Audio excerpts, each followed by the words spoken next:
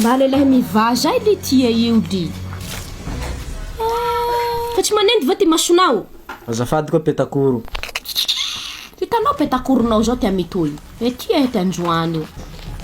Ka ho avy eo aho nitainao le petakoro volaninao zao. Entsaky iha, iha le tsy manenty io. Tiana hinao androany le ho avy aminao. Le atsehiko soa ty le ajiajiako anao ty le mahay petakoro zao. Le fenao kidiny ty ty amitoy. Kidiny ty le ajiako ato iaky. Le ajiako ato ty le harokaronoko soa ty so hanjovy soa.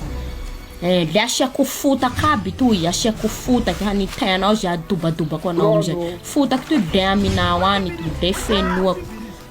Ndao, toy aho avy mba aminao mbeo. Dinaso ao.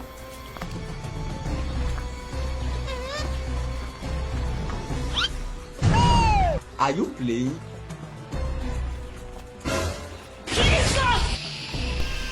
De nandiny soa mo iha toy io, Toy tiana hinao. Nahonao koa zao nivetanao.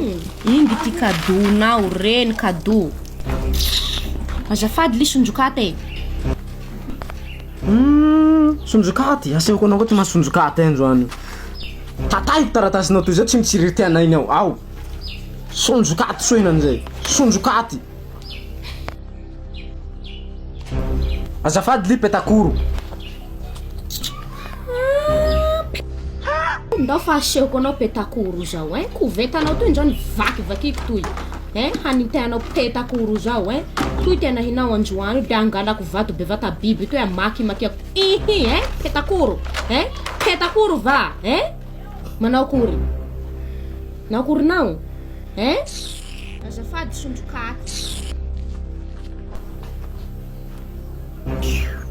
Ahazo androany. Asehoko anao ty masonjokaty. Toy. Ao. Azafady petakoro. Petakoro. Ndao lah.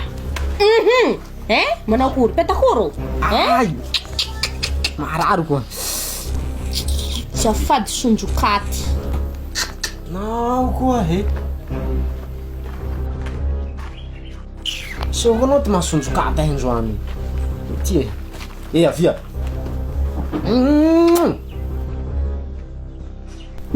Azafady petakoro. Iha ke le tety androany. Le tia efa tsy takako anganiha. Dao tsika holy koa.